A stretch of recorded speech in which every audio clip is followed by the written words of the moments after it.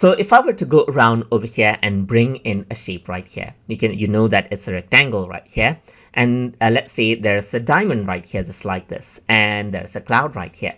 So let's say what you want is you want to go around and add in a tooltip text onto it, so that whenever someone actually hovers around over here in a particular shape, then a particular text appears. So to do that, you can easily add in a tooltip by going around onto edit while the shape is selected, and then you can go around over here, right here, and under edits, you can click on edit tooltip. So once you do that, what happens is that you can go around and say something like square right here, because this is a square shape. So let me just go around and apply it right here. So now what happens is that whenever I hover over on this particular shape, you can see it says square shape. Similarly, I can go around over here in the diamond, but it does not say anything. But what I'm going to do is I'm going to go under edit right here, and I'm going to say edit tooltip.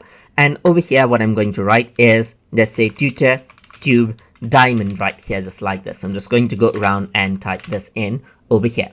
Once this is done, let me just go around and press apply. And if I were to hover over, you can see the tooltip right here.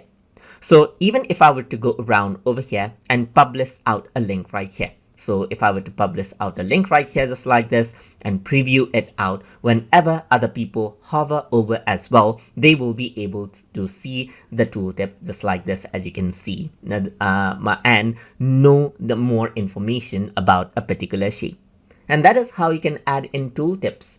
And then what you can also do is you can remove out tooltips right here. So what you can do is you can select this and you can go around over here onto the edit section, and you can edit the tooltip and just remove it and click on apply, and then the tooltip is removed. So that is how you can work around with tooltips and add and remove tooltips inside of diagrams.net. So I hope you guys learned something as always. And as always, please like, comment, share, and subscribe.